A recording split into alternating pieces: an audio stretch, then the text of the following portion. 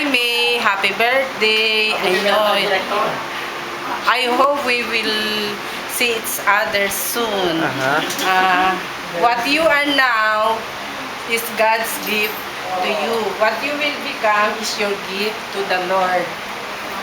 More power. God bless you. What else? Tita, by the way, any birthday message for... My message to her, peace, good health, and take care of Meron po ba kayong hinandang kanta para or birthday song para kay Tita Mel? birthday song. I just dance na lang. Yung group na lang po siguro yung kakanta. Ha? Happy birthday, May! Happy birthday, May!